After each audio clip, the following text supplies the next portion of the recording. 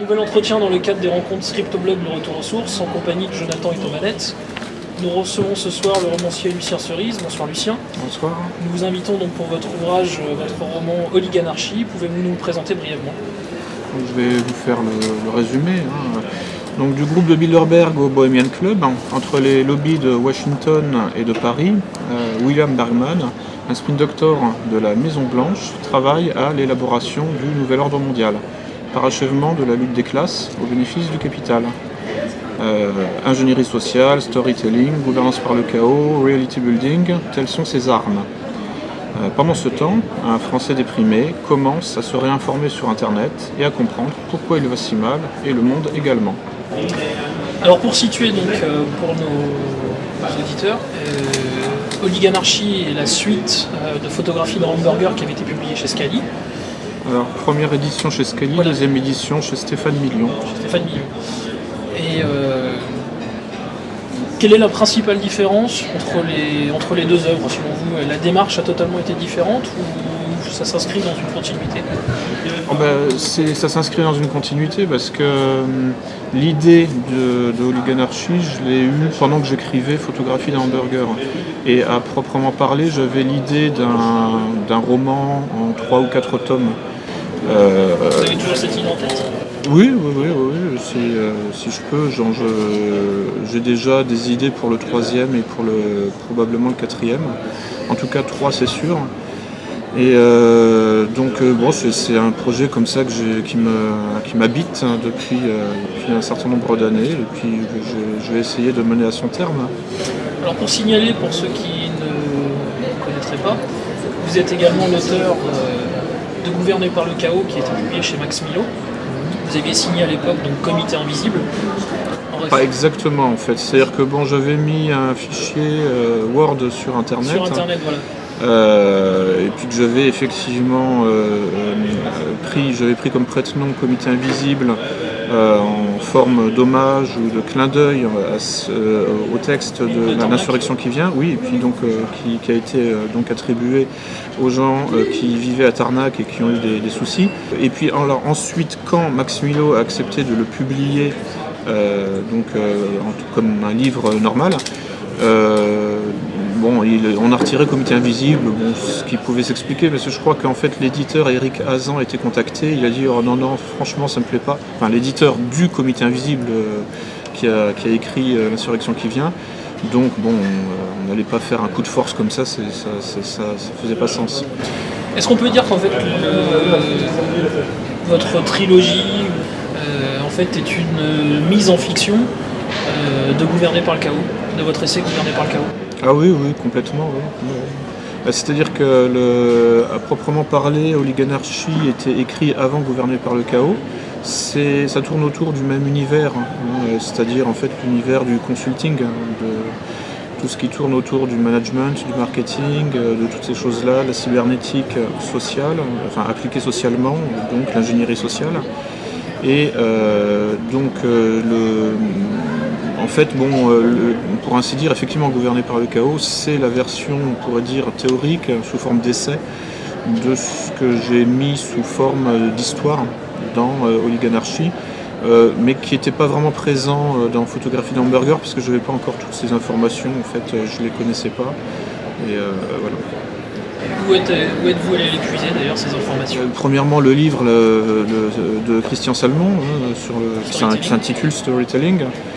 Ensuite, tout ce qui tourne autour du management, du marketing, ça, il y a des publications. Ensuite, il y a aussi des publications un peu plus confidentielles sur tout ce qui est intelligence économique ou renseignement. Mais on se rend compte, quand on examine ces publications, que les mêmes concepts voyagent. De l'entreprise au ministère de la Défense ou au renseignement, c'est à peu de choses près les mêmes concepts. Et qu'on retrouve aussi, qui sont élaborés de toute façon dans les sciences humaines et sociales à l'origine, et qui sont ensuite appliqués, qui trouvent une application dans le domaine de l'entreprise ou dans le domaine du renseignement. Donc tout ça, ça forme effectivement une nébuleuse d'idées qui circulent et qui en fait permet, on s'y retrouve au bout d'un moment de toute façon, hein. Il se trouve que bon, j'étais en contact, j'ai dû subir moi-même du management aussi négatif, hein, et que bon, ça m'a permis de voir concrètement, pratiquement comment ça s'organisait sur un lieu de travail. D'accord. Si vous deviez résumer en une phrase en fait le concept clé du roman, quel serait-il? Ça va paraître très théorique, mais la causalité. C'est-à-dire que bon, il y a deux scènes narratives, hein, que dans le roman, dans Hooligan Anarchy, qui sont. J'avais adopté cette structure-là entre les milieux donc oligarchiques, hein, qui sont la cause, et les milieux qui sont plongés dans l'anarchie, hein, et qui sont finalement ceux dans lesquels je vis le plus souvent, et comme beaucoup de gens, et qui eux donc en fait sont en quelque sorte du côté de l'effet. Ouais, donc donc voilà, j'ai adopté cette structure narrative avec deux scènes narratives qui s'articulent de cette façon-là, hein. C'est la cause et l'effet, avec les gens qui décident et puis les gens pour qui on décide. Et l'idée, c'était de montrer comment finalement ceux pour qui on décide, en se réinformant notamment sur Internet, commencent à comprendre ce qui se passe et remontent la chaîne des causes et des effets, et se rendent bien compte que si ça dysfonctionne dans leur vie, si ça marche mal, s'il y a plein de problèmes, c'est parce que certaines personnes l'ont voulu.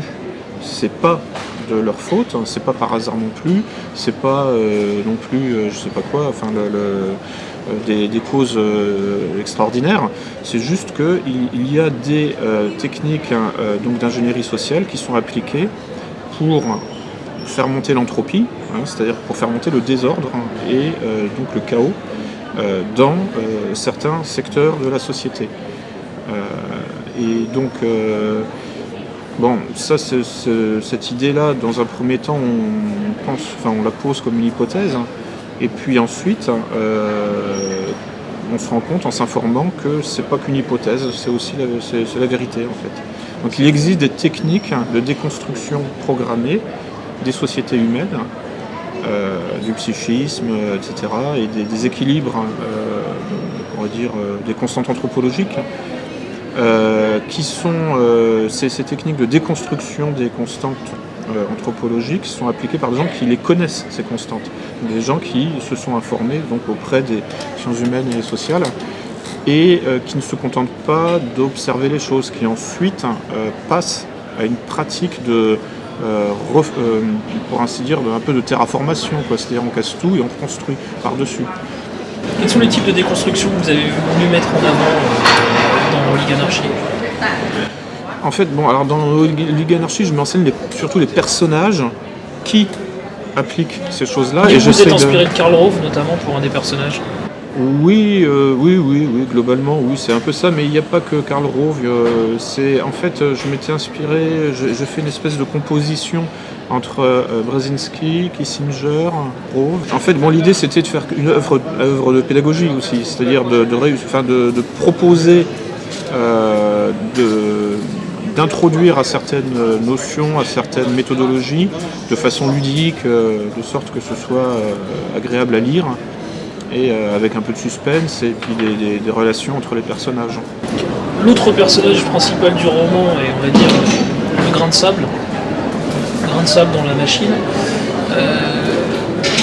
Quel type d'antidote propose-t-il contre ces poisons?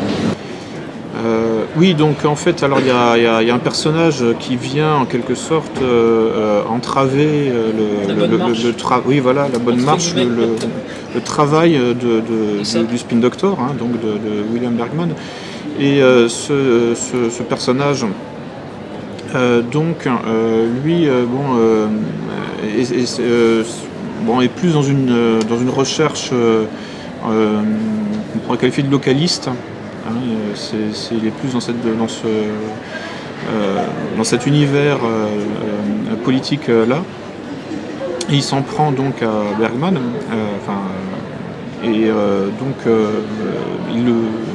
parce que, bon, pour dire les choses de façon un petit peu caricaturale, Bergman serait de droite, en quelque sorte. Il est un peu puisque c'est le conseiller du président des États-Unis, donc voilà, il est plutôt du côté du capitalisme triomphant.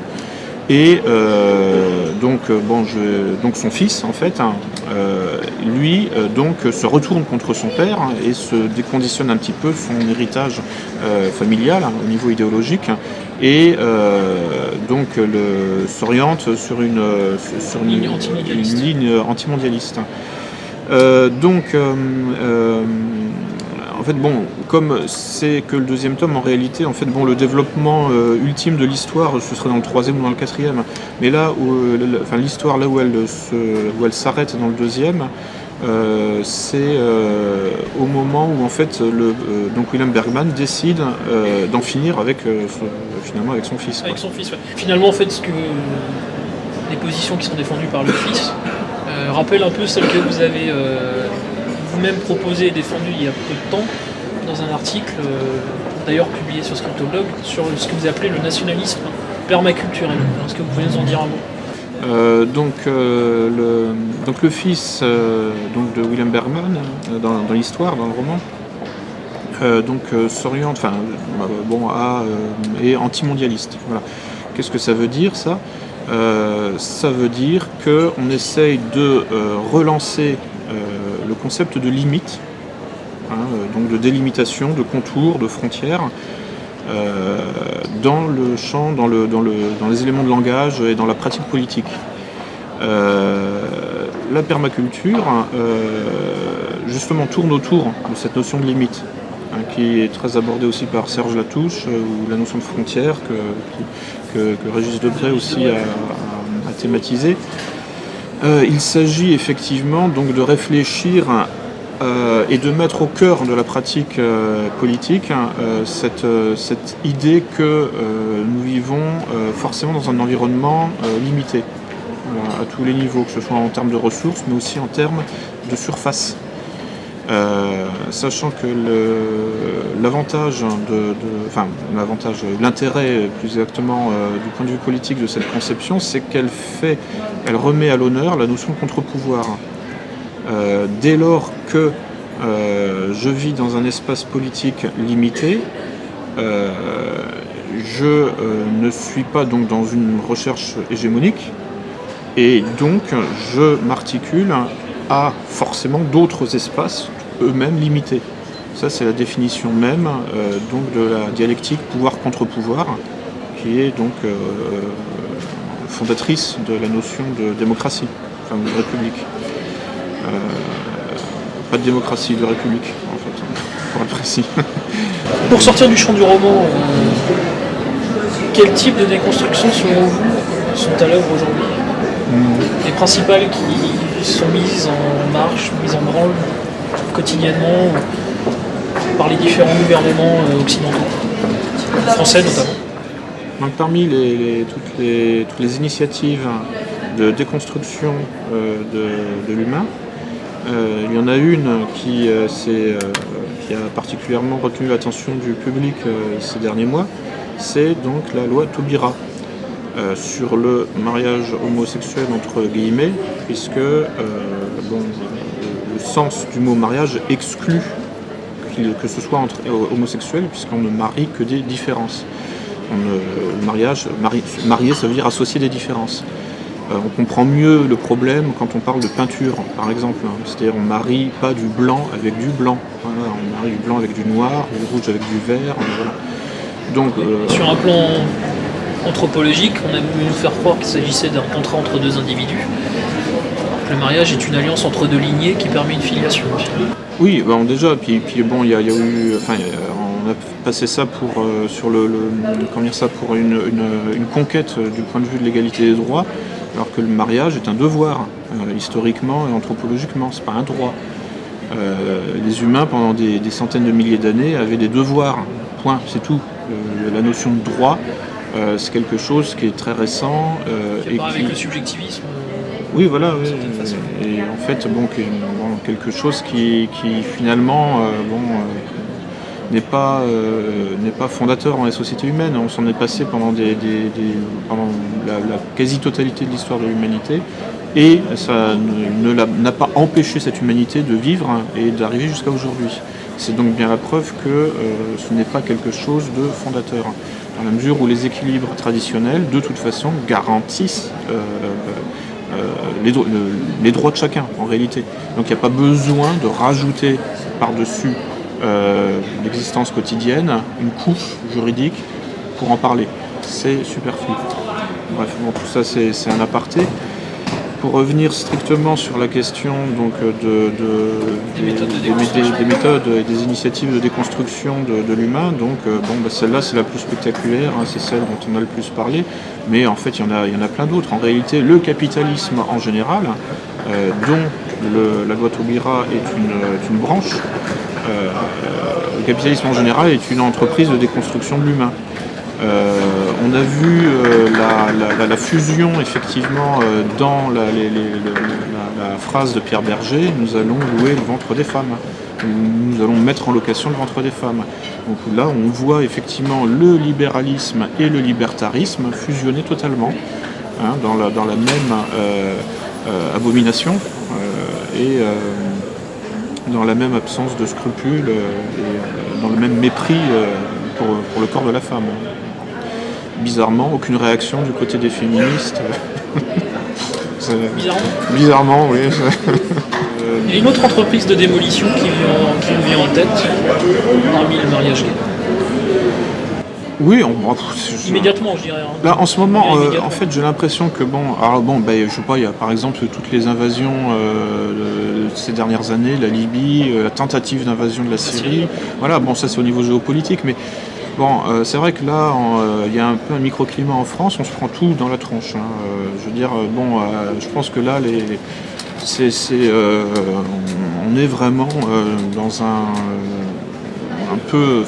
avec la Syrie, avec la Libye, ou avec des régions comme ça. En Occident, je pense que c'est la France qui déguste le plus en ce moment, et la Grèce, évidemment. Avec le Portugal et l'Espagne aussi. Oui, voilà, oui. Et c'est-à-dire qu'ils sont plus avancés que nous au niveau de la déconstruction économique. La France est peut-être un petit peu plus avancée à un autre niveau, au niveau des mœurs. Oui, voilà. Oui, la submersion migratoire aussi. Par exemple, aussi, oui. Pour tout un tas de raisons. On a des spécialités, quoi, en fait. Hein. On pourrait dire que la liquidation des retraites en fait partie aussi. Mais oui, tout à fait, mais en fait tout. L'accord national interprofessionnel. Mais en ce moment, tout. Le traité TSCG.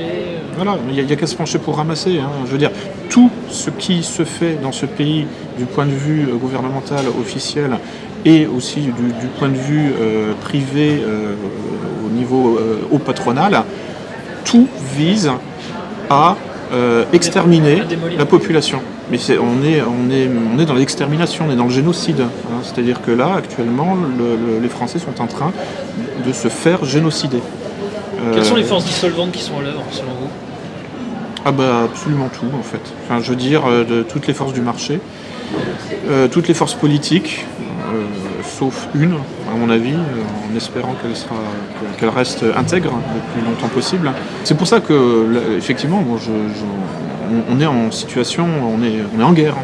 Enfin, c'est vraiment ça, le terme n'est pas exagéré, et au-delà même de la guerre, je parlais de terraformation tout à l'heure, là j'ai vraiment l'impression que c'est ça, c'est-à-dire qu'il s'agit de faire place nette pour installer le projet de Jacques Attali, hein, c'est-à-dire en fait de coordonner, gouvernement mondial dont la capitale sera Jérusalem, et donc coordonner la France à ce projet, c'est-à-dire faire de la France un territoire occupé, ni plus ni moins, et donc avec une espèce je sais pas comment dire ça, d'israélo-formation du pays, enfin de la France, quelque chose qui... L'israélo-compatibilité totale. Oui, voilà, oui. Je reviens un instant sur le mariage fabriqué par Madame Taubira. Vous avez évoqué un sujet très peu connu dans un article, et cet article est consacré à un phénomène qui s'appelle le pinkwashing. Est-ce que vous pouvez nous en dire quelques mots ? Oui. Donc bon, je suis tombé là-dessus il y a quelques mois. Bon, j'invite tous les gens qui regardent cette vidéo à taper le terme sur un moteur de recherche. Il y aura une ribambelle d'articles. Donc ça s'écrit pink comme la couleur rose et washing comme to wash, voilà. Donc ça vient, en fait, c'est calqué sur le terme de greenwashing. Alors, bon, j'avais pris quelques notes. Le greenwashing, bon là j'ai pris la définition Wikipédia, en fait c'est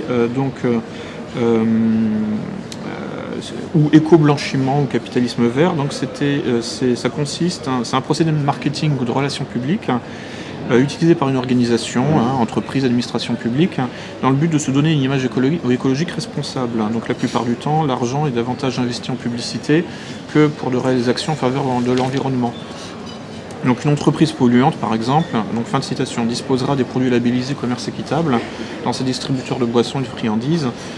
Voilà, c'est de sorte à s'attribuer une image respectueuse de l'environnement, estampillée développement durable. Donc le pink washing, en fait, donc c'est, alors bon, on en a parlé en 2012. Il y a des militants LGBT de Palestine qui sont venus faire une conférence à Paris et qui ont expliqué un peu ce que c'était. Donc la conférence a eu lieu au Vieux Saumur, qui est un bar de Belleville, un mardi 20 mars 2012. Enfin, tout ça c'est sur internet, vous tapez. Et donc les deux personnes s'appellent Anine Mekey et Ramzi Koumsi. Et donc je vais en fait lire un petit peu le résumé de leur conférence. Ça consiste en fait pour donc Israël à se donner une image sympathique, du moins à essayer de se donner une image sympathique en récupérant la cause homosexuelle ou LGBT, notamment en organisant la Gay Pride à Tel Aviv, etc. Et donc en fait cette campagne de marketing de la politique israélienne donc, est critiquée, déconstruite par les deux militants LGBT palestiniens, donc, qui décrivent comment donc, l'entité sioniste instrumentalise le mouvement LGBT pour tenter de se donner une bonne image progressiste et tolérante, car donc féministe et gay-friendly. Au contraire des pays arabes et musulmans qui seraient d'horribles dictatures où les femmes et les homosexuels seraient maltraités. Par ailleurs, c'est pas que les pays arabes et musulmans, puisque le même argumentaire est appliqué sur la Russie, voilà, qui est dans le collimateur. Avec la fameuse loi donc, qui réprimande la propagande homosexuelle envers les mineurs, qui a été transformée en France comme une loi anti-homosexuelle. Voilà, persécution des homosexuels. Donc là, je vous lis l'extrait là, sur le site donc, qui répercutait la conférence. Donc, selon The New York Times, dès 2005, et ce avec l'aide de directeurs marketing américains, le gouvernement israélien a déployé une vaste campagne, Brand Israël, en direction principalement des hommes entre 18 et 34 ans. Cette campagne a été mise en œuvre en vue d'offrir à cet État colonial un visage attractif et moderne.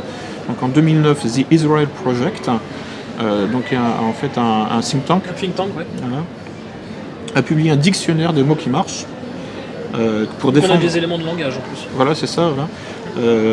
Ils ont appelé ça le Global Dictionary, comme ça.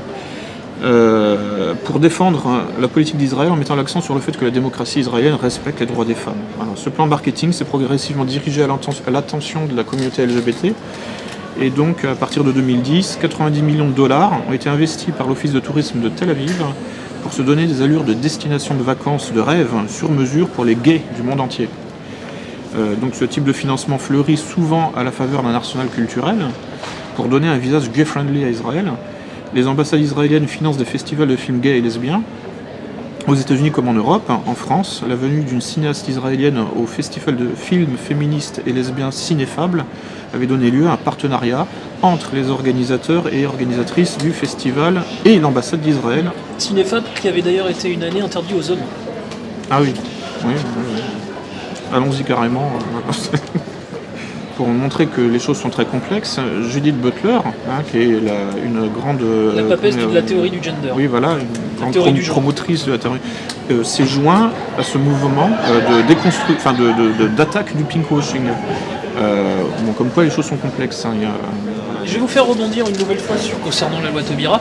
Selon vous, la loi Taubira ne devrait pas être appliquée, mais pas pour question de clause de conscience qui avait été avancée par certains maires réfractaires.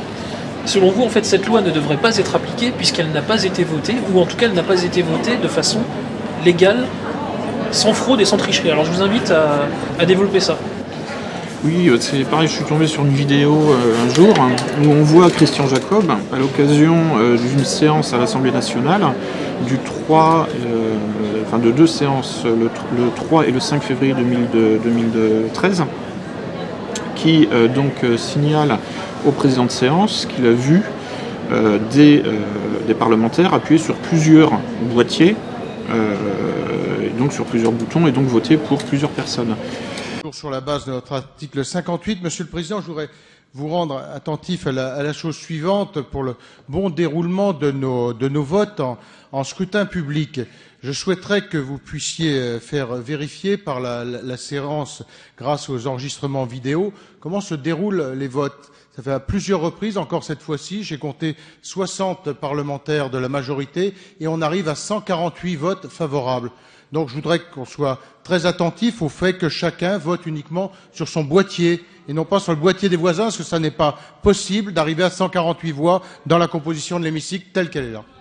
Je demande à chacun des présents de n'appuyer que sur le bouton de son boîtier. Donc, Christian Jacob signale qu'il a vu en fait l'équivalent d'un bourrage d'urne, quoi. Oui, voilà, qu'il a eu un trucage de ces deux séances. Et c'est reconnu par le président de séance à chaque fois. Bartolone d'ailleurs. Alors Bartolone et Christophe Sirugue, puisque je crois que le 3 c'était Bartolone et le 5 février c'était un monsieur qui s'appelle Sirugue. Et donc c'est admis. Tout ça est consigné noir sur blanc dans les comptes rendus de séance. Et puis rien. Voilà. Ça passe comme une lettre à la poste.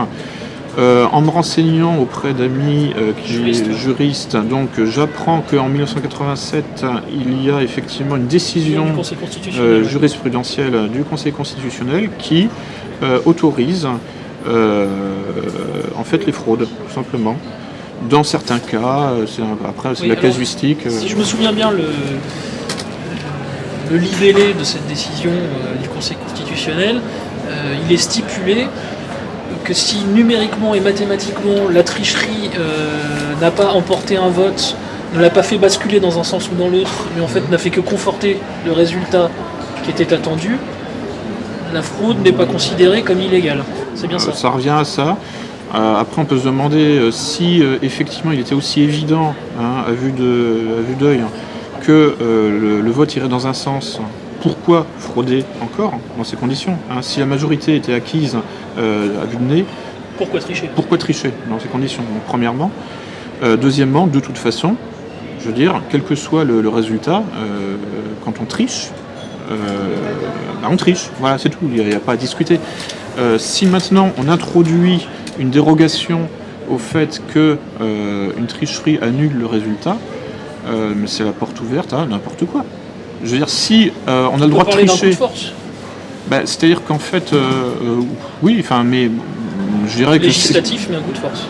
Un tour de passe-passe, quoi. Parce que bon, en fait, ce que ça veut dire, finalement, au total, le résultat, c'est quoi? C'est que si on a le droit de tricher à l'Assemblée nationale, ça autorise de tricher ailleurs aussi. Je veux dire, je vois pas pourquoi, moi, en tant que simple citoyen, je devrais me soumettre à des parlementaires qui trichent sans que ça ait de conséquences pour eux, ni pour le vote, puisque c'est voté de toute façon. C'est accepté, alors même qu'il y a eu effectivement des fraudes prouvées. Bon, soyons cohérents, une fraude légale est impossible, par définition. C'est comme un mariage homosexuel. Par définition, c'est impossible. C'est antinomique. Ouais. Donc, puisqu'une fraude légale est impossible, ça veut dire que les séances donc des 3 et 5 février ont vu donc des fraudes, et donc que en fait les votes ne sont pas légaux, c'est tout. Donc il faut les recommencer. Précisons qu'il y a encore quelques jours, ces vidéos étaient toujours disponibles sur Internet. Oui. En fait, pour l'instant, il n'y a pas de raison que ce soit censuré ou quoi que ce soit, puisque de fait, je veux dire, personne ne le sait pratiquement. Enfin bon, je fais quelques articles.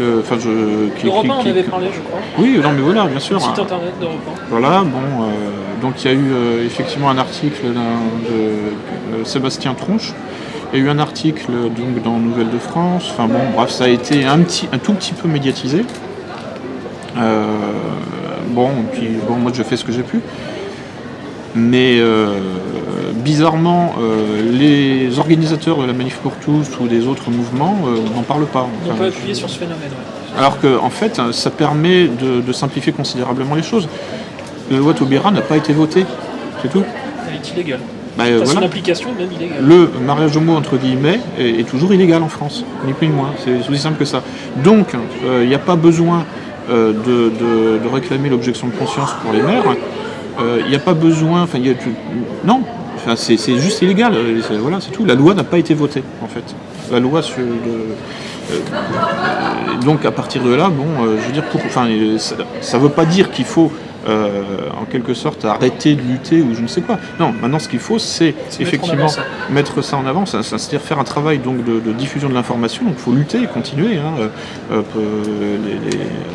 le cadre de la Manif pour tous ou Civitas ou j'en sais rien. Mais faut pas se tromper d'objet, quoi. En fait, ça sert à rien de réclamer l'objection de conscience pour les maires. Ça sert à rien de réclamer l'abrogation. On n'abroge pas une loi qui n'est pas votée. Voilà, donc c'est ce qu'il faudrait réussir à faire comprendre à tous les organisateurs de la Manif pour tous ou de Civitas ou de tous les ou le Printemps français ou voilà. De tous les mouvements anti-mariage gay. Voilà.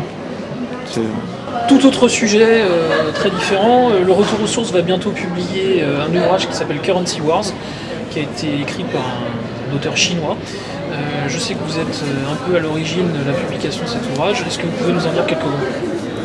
Oui. Surtout de quoi il en retourne. Oui, donc en fait c'est donc un livre qui a été publié en Chine en 2007, écrit un peu avant, en 2006, par donc un monsieur qui a été consultant chez Freddie Mac et Fannie Mae et qui connaît un peu donc le sujet et qui a donc écrit un livre en fait pour faire c'est assez intéressant parce que ça regarde vers le passé et vers l'avenir.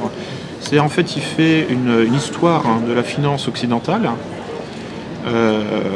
présentée à ses compatriotes chinois qui ne la connaissent pas. Et sur cette base-là, où il dit en fait, le résultat est catastrophique et surtout ça menace la Chine. Qu'est-ce qu'on fait maintenant ? Voilà, c'est aussi à caractère prospectif. Il propose des solutions. Pouvez-vous en citer quelques-unes ? Oui, en fait, globalement, ça tourne toujours autour de la même idée, en fait, c'est-à-dire le yuan, le renminbi, la monnaie chinoise adossée à l'or, pour devenir la monnaie de réserve mondiale de référence à la place du dollar. Ça revient à ça. Et évidemment, l'abandon des bons du trésor en dollars le plus rapidement possible. Oui. Après, dans le détail, techniquement, je ne sais pas comment ça va se faire tout ça, mais bon, en tout cas, c'est la solution préconisée. Qui est manifestement en voie de se réaliser. Donc, dans une certaine mesure, c'est une bonne nouvelle. Notamment via l'intermédiaire des BRICS. Oui, voilà. C'était en fait le poids économique croissant donc des pays non alignés, des BRICS, etc. La Russie, la Chine, l'Inde, fait concurrence, fait un contre-pouvoir. Voilà. En fait, au monde occidental. Ces pièces au privilège exorbitant du dollar, comme aurait dit De Gaulle. Voilà, oui.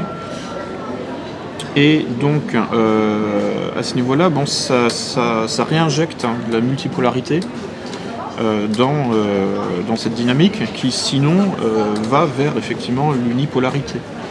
C'est-à-dire la domination, la dictature des banques et des lobbies, pour dire les choses rapidement. Que nous subissons en France et comme on le disait tout à l'heure en Grèce encore plus. D'une certaine façon en France on subit la dictature des lobbies très fortement. En Grèce la dictature des banques peut-être encore plus fortement. Il y a une espèce comme ça Mais on ne perd rien pour attendre. Hein. Je pense que d'ici quelques années, en France, on aura la dictature des lobbies et des banques aussi, de toute façon, enfin, qui est déjà présente, hein, mais on la sent, c'est moins perceptible. Oui, voilà. Donc, à ce niveau-là, on peut peut-être effectivement compter sur le fait que la Chine sauve sa peau, hein, d'abord, dans cette guerre des monnaies, cette guerre financière. Et en sauvant sa peau, la Chine induira un mouvement, une faille, une brèche dans le système financier occidental, dans laquelle on pourra peut-être s'engouffrer. Des forces anti-système pourraient s'engouffrer. Ouais. Voilà. Donc voilà, bon, c'est pas par amour de la France ou de l'Europe que la Chine fera ça, c'est par amour d'elle-même, ce qui est déjà bien. Parce que la Chine n'a pas été contaminée par la haine de soi. Et donc, en ce sens, elle applique ce que j'entends par nationalisme permaculturel. Elle prend soin d'elle. Hein. Là, je reprends la notion de care, du seul courant féministe, à mon avis, intéressant, donc de Carol Gilligan. Voilà, quoi, qui remet au centre de l'attention la notion de prendre soin de soi, de son environnement, d'autrui, etc. Ce qui nécessairement refocalise l'attention sur la proximité. Est-ce que vous pourriez nous dire quel est le point de vue, le regard que porte l'auteur sur l'euro ? Un point de vue chinois, hein, donc il est a priori neutre sur la question. Bon, dans son livre, je pense qu'il est un peu naïf parce qu'il reprend un petit peu la rhétorique où voilà, on va s'unir en fait il croit un petit peu, il fait mine peut-être de croire en la propagande européiste. Hein, c'est-à-dire voilà, les peuples d'Europe qui se sont fait la guerre pendant des siècles et qui maintenant vont unique. Voilà, c'est ça. Donc bon, il reprend un peu ça. Je pense que c'est parce que tout simplement, je pense qu'il s'en fiche un petit peu. Il s'en fiche, je dirais, il laisse les Européens se débrouiller entre eux, quoi. C'est pas ses affaires. Mais par contre, il propose un éclairage un petit peu, je dirais non conventionnel, c'est-à-dire que ce qu'il dit, c'est que malgré tout, l'existence de l'euro ne plaît pas tant que ça à la finance occidentale, du moins celle qui soutient le dollar, parce que c'est vu comme un concurrent. Potentiel, hein, ouais. Mais donc. Voilà, bon, après, tout ça, ça suppose d'être analysé avec des données, je dirais, du jour même, et voilà. Mais bon, là, en l'occurrence, c'est... Lui, moi, j'étais un peu... arrangerait qui, alors ? Arrangerait une partie de l'oligarchie, mais en fait, en réalité, pas vraiment la finance occidentale telle qu'il l'a décrit. Ce serait peut-être plus une espèce de, je sais pas, une erreur de parcours sur la voie de l'hégémonie complète. Il dit pas grand-chose sur l'euro, très honnêtement, si ce n'est que elle ne plaît pas à tout le monde au sein des sphères occidentales. Elle plaît pas à Wall Street, elle plaît pas à la City. De fait, voilà. Et à quoi ça sert ? Alors après, ça peut malgré tout servir des dessins effectivement oligarchiques, hégémoniques, mondialistes, hein, en passant par une autre voie, indirecte, je sais pas. Mais là, si on en reste à ce que dit l'auteur Song Hongbing dans son ouvrage, quelque part l'euro fait contre-pouvoir, fait contrepoids avec le dollar, et donc mécaniquement, ça fait en quelque sorte, ça freine le mondialisme financier sous contrôle de Tel Aviv et de Washington. Oui. Ouais, élément qui semble quand même contredit presque chaque jour dans les faits, mais admettons. Très rapidement et pour conclure, vous vouliez nous apporter une information sur l'affaire qu'on va qualifier NSA Snowden. Et sur le rôle qu'Israël joue dans cette affaire. On peut se demander pourquoi Le scandale de la NSA Pourquoi éclate ces cette année. révélations maintenant? Voilà, puisque en fait c'est connu par beaucoup de gens depuis au moins 10 ans. Donc il y a en fait un journaliste canadien qui s'appelle Benjamin Fulford, qui propose une hypothèse en fait dans un de ses billets. Et il dit en fait, alors ça par contre c'est relativement connu quand on s'intéresse à la question du renseignement, et vous m'en parliez tout à l'heure. Oui. C'est que la NSA est très peu appréciée du lobby israélien. Qui le lui rend bien d'ailleurs. Apparemment, oui. Et ce depuis l'affaire de l'USS Liberty. J'invite d'ailleurs les auditeurs à se renseigner sur l'USS Liberty s'ils ne connaissent pas cette histoire. 42 years ago, Israeli jet fighter planes and torpedo boats bombarded an American intelligence Navy ship, the USS Liberty, with a series of attacks. The assault lasted 2 hours, according to survivors, killed 34 crewmen, injured over 170 others, and nearly sunk the ship.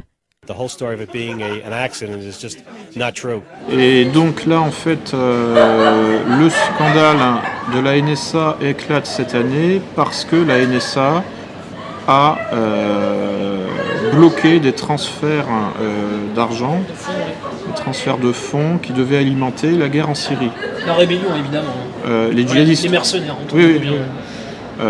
Bon, sachant que c'est Israël qui est derrière cette guerre, fondamentalement, puisque Israël est en guerre avec la Syrie depuis 1948. De toute façon, ça n'a jamais cessé. Donc là, c'est juste en fait une augmentation de l'intensité. Mais en réalité, c'est la continuité de 50 ans, quoi, même plus. Voilà. Et puis, bon, dans la mesure où, il y a aussi quelque chose dont il faut tenir compte, c'est que la Syrie n'a pas de dette publique. Donc ça, du point de vue de la finance occidentale, qui est étroitement reliée à Israël, la banque étant quand même très sioniste. Confère l'affaire Madoff. Oui, par exemple, oui. Ou bon, notamment. L'origine confessionnelle des Rothschild ou des Goldman Sachs, voilà. Donc, il y a convergence d'intérêts géopolitiques entre la question israélienne, évidemment, et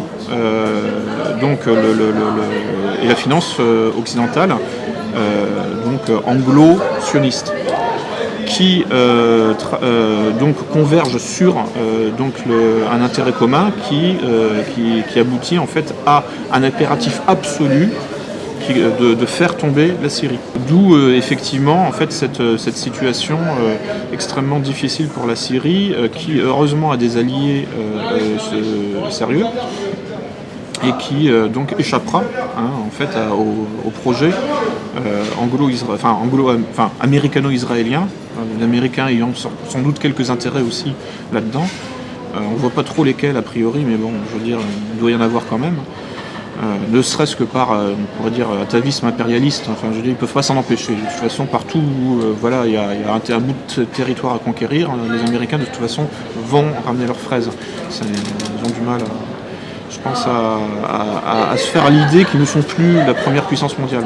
Oui, c'est la fameuse sortie de Barack Obama il y a quelques semaines sur l'exceptionnalisme américain. America's not the world's policeman. Terrible things happen across the globe. And it is beyond our means to right every wrong. But when, with modest effort and risk, we can stop children from being gassed to death and thereby make our own children safer over the long run, I believe we should act. That's what makes America different. That's what makes us exceptional. Donc en fait, bon, même quand effectivement ils n'ont pas intérêt à aller quelque part, ils vont y aller parce que c'est une espèce de surmoi, quoi, en fait. Enfin, je suis le premier, donc il faut que je sois partout. Bon, bon, ça, effectivement, de toute façon, on est en train de passer effectivement à un autre monde, qui se recentre sur le Pacifique, c'est clair, du moins ou sur l'Asie centrale, ou en tout cas sur l'Eurasie, voilà. C'est assez évident. Donc juste pour conclure là, sur les histoires là, de NSA, donc le scandale de la NSA, en fait, ce sont des représailles en fait israéliennes, quoi, tout simplement. Une riposte. Ouais, c'est une riposte. Oui, effectivement, pour les auditeurs, je les invite à se renseigner sur les rapports très conflictuels et houleux entre la NSA et le Mossad notamment. Il y a un très lourd contentieux entre les deux agences, et ce depuis de très longues années. franchement, je trouve que comment dire ça, l'agenda, enfin le timing, comme on dit, mais essayons de parler français. Comment on peut dire ça en fait, l'emploi du temps, l'agenda, l'emploi du temps. Enfin, je veux dire en fait le déroulé, ouais. des choses, enfin des événements, Bon, je vois pas pourquoi c'est sorti cette année, quoi. Ça aurait dû sortir bien avant. De fait, bon, il y a 10 ans, on a commencé à en parler, hein, le programme Échelon, les grandes oreilles, là, etc. Bon, les espèces de boules de balles de golf, là, en fait, là, qui bon. La base dans l'Utah. Oui, voilà, bon. Et puis voilà, bon. Donc, je vois pas pourquoi c'est sorti cette année et pas avant. Il n'y a pas de raison objective, aucune raison objective. Si ce n'est donc effectivement des représailles à caractère géopolitique. Et donc méfions-nous aussi de cette espèce d'emballement des médias grand public, Le Monde, etc. Là, qui d'un seul coup se deviennent le Guardian, qui deviennent les champions de la vérité, de la transparence. D'ailleurs, rappelons Glenn Greenwald, donc qui sort au compte-gouttes donc les informations que le livre Snowden est un ancien du Guardian, vient de le quitter et s'apprête à créer avec le milliardaire fondateur de eBay un nouveau site internet, donc présenté comme un site de contre-information, de réinformation, mais qui évidemment sera fondé par un milliardaire, et deux, ce milliardaire n'est pas n'importe lequel, donc comme je le disais, c'est le fondateur d'eBay. Voilà.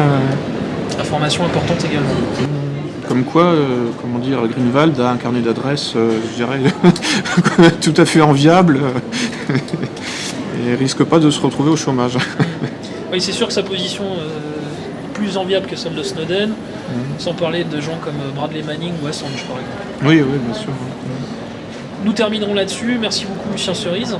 Nous rappelons le titre de votre roman, Oliganarchie. C'est publié au Retour aux sources. Notez bien, agenceinfolib.fr. Ciao.